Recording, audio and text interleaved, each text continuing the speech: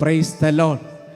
പ്രിയപ്പെട്ടവരെ, ഇപ്പോൾ നിത്യജീവനെ ലക്ഷ്യമാക്കി നമ്മൾ യാത്ര ചെയ്യുമ്പോൾ, സ്വർഗത്തെ ലക്ഷ്യമാക്കി യാത്ര ചെയ്യുമ്പോൾ അവിടെ എന്താണ്?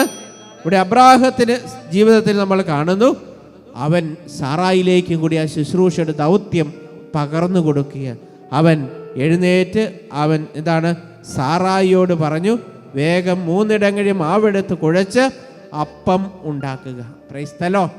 Hallelujah, hallelujah. പ്രിയപ്പെട്ടവരെ, വീണ്ടും അവൻ ഓടിച്ചെന്ന് കാലിക്കൂട്ടത്തിൽ നിന്ന് കൊഴുത്ത ഒരു ഇളം കാളക്കുട്ടിയെ പിടിച്ച് വേലക്കാരനെ ഏൽപ്പിച്ചു. ഉടനെ അവനത് പാകം ചെയ്യാൻ തുടങ്ങി. Price the Lord, hallelujah. ഇപ്പോൾ കുടുംബത്തിലുള്ള സാറായി മാത്രമല്ല, അവൻ്റെ ദാസൻ വേലക്കാരനെ കൂടി ശുശ്രൂഷയിൽ ഉൾപ്പെടുത്തുക. അപ്പോൾ നമ്മുടെ കുടുംബം മാത്രമല്ല, നാവുമായിട്ട് ബന്ധപ്പെട്ട എല്ലാ മേഖലകളും എല്ലാ വ്യക്തികളും ദൈവവേലയിൽ പങ്കുചേരുന്നതാണ് കൃപയുടെ പൂർണ്ണത എന്ന് ഈ വചനം നമ്മെ ഓർമ്മപ്പെടുത്തുക. Praise the Lord. ശുശ്രൂഷ എന്നിൽ പരിമിതപ്പെടുത്തി നിർത്തരുത്. എല്ലാവരും ദൈവവേലയിൽ ഞാനുമായിട്ട് ബന്ധപ്പെട്ട എത്രയോ ആളുകൾ അവരൊക്കെ സഹകരിക്കുന്നുവോ കടന്നു വരുന്നുവോ അത്രയേറെ വലിയ അനുഗ്രഹങ്ങളായിരിക്കുമെന്ന് വചനം ഓർമ്മപ്പെടുത്തുക. Praise the Lord, hallelujah. ദൈവവേലയിൽ ഒരിക്കലും പ്രിയപ്പെട്ടവരെ നമ്മൾ അലംഭാവം കുറവ് കാണിക്കരുത് എന്ന് ഈ വചനം നമ്മെ ഓർമ്മപ്പെടുത്തുകയാണ്. Hallelujah, hallelujah, hallelujah. പ്രിയപ്പെട്ടവരെ, ഇപ്പോൾ വീണ്ടും നമ്മൾ കാണുന്നു ഉൽപ്പത്തി പുസ്തകത്തിൽ 18-ാം അധ്യായത്തിൽ എന്താണ് നമ്മൾ കാണുന്നത്? ഇതാ വേലക്കാരനെ കൂടി അതിലേക്ക് കൂട്ടിച്ചേർക്കുന്ന അബ്രാഹാം. ഇനി ഇതിനിടയ്ക്ക് മറ്റ് ചില നിലപാടുകൾ കൂടി നമ്മൾ കാണുന്നുണ്ട്. ദൈവത്തോടുള്ള അബ്രാഹത്തിൻ്റെ മനോഭാവം എന്ന് പറയുന്നത് അതിൻ്റെ മറ്റൊരു നിലപാട് നമ്മൾ കാണുകയാണ്. എന്താണ്? സാറായോട് പറഞ്ഞതാണ്, വേഗം 3 ഇടങ്ങഴി മാവെടുത്ത് കുഴച്ച് അപ്പമുണ്ടാക്കുക. 3 ഇടങ്ങഴി എന്ന് പറഞ്ഞാൽ എത്രയാണ്? എൻ്റെ ഓർമ്മ ശരിയാണെങ്കിൽ 4 നാഴി കൂടുന്നതാണ് ഒരു ഇടങ്ങഴി.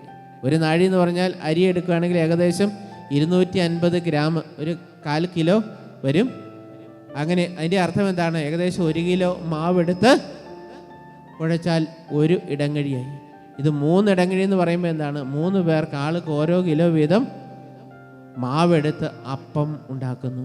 അതിൻ്റെ അർത്ഥം എന്താ? സമൃദ്ധമായിട്ട് കൊടുക്കുക, ഒരു കുറവും ഉണ്ടാകാതെ സമൃദ്ധമായിട്ട് കൊടുക്കുവാനുള്ള അബ്രാഹത്തിൻ്റെ മനോഭാവം. ആർക്ക് കൊടുക്കുന്നു? ദൈവത്തിന് സമൃദ്ധമായിട്ട്. നമ്മുടെ അധ്വാനങ്ങൾ, നമ്മുടെ ആത്മീയത, പ്രാർത്ഥന ഇതെല്ലാം ദൈവത്തിന് കൊടുക്കുമ്പോൾ ഒരു കുറവും ഉണ്ടാകാൻ പാടില്ല. സമൃദ്ധിയിൽ കൊടുക്കുക, അതിൻ്റെ പൂർണ്ണതയിൽ കൊടുക്കുക. അവിടെ ദൈവം അനുഗ്രഹം വർഷിക്കും, ഉറപ്പാ. Price the Lord, hallelujah. പ്രിയപ്പെട്ടവരെ, ഇവിടെ അബ്രാഹാം എന്താണ്? 3 ഇടങ്ങഴി മാവെടുത്ത് കുഴച്ച് അപ്പമുണ്ടാക്കുവാൻ വേണ്ടി പറഞ്ഞു. എന്നിട്ട് എന്താണ്? ഓടിച്ചെന്ന് കാലിക്കൂട്ടത്തിൽ നിന്ന് കൊഴുത്ത ഒരു ഇളങ്കാളക്കുട്ടിയെ പിടിച്ച് വേലക്കാരനെ ഏൽപ്പിച്ചു.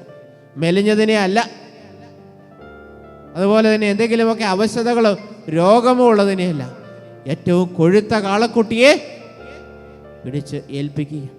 ധൂർത്തപുത്രൻ മടങ്ങി വന്നപ്പോൾ ലൂക്കാ സുവിശേഷം 15-ാം അധ്യായത്തിൽ 11 മുതലുള്ള തിരുവചനങ്ങൾ നമ്മൾ കാണുന്നുണ്ട്. പിതാവ് എന്ത് ചെയ്യുന്നു? കൊഴുത്ത കാളക്കുട്ടിയെ കൊന്ന് ആഘോഷിക്കുകയാണ്.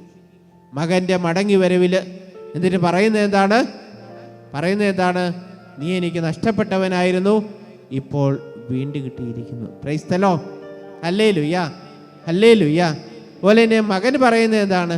പിതാവേ, അങ്ങേക്കെതിരായിട്ടും സ്വർഗത്തിനെതിരായിട്ടും ഞാൻ പാപം ചെയ്തു. അങ്ങേക്കെതിരായിട്ടും സ്വർഗത്തിനെതിരായിട്ടും ഞാൻ പാപം ചെയ്തു. അങ്ങനെ ഏതാണ്? അങ്ങയുടെ മകൻ എന്ന് വിളിക്കപ്പെടുവാൻ യോഗ്യനല്ല. മടങ്ങി വരവിൽ, സ്വർഗത്തിലേക്കുള്ള മകൻ്റെ യാത്രയിൽ, അനുതാപത്തിൽ, അവിടെയാണ് കൊഴുത്ത കാളക്കുട്ടി. ഇവിടെ ദൈവത്തെ പരിചരിക്കുമ്പോൾ എന്താണ്? അവൻ സ്വർഗത്തോട് കൂടുതൽ അടുക്കുകയാണ്. അവൻ്റെ ജീവിതത്തിൽ ദൈവത്തോട്, പിതാവിനോട് കൂടുതൽ അവൻ അടുക്കുകയാണ് ചെയ്യുന്നത്. Price the Lord, hallelujah.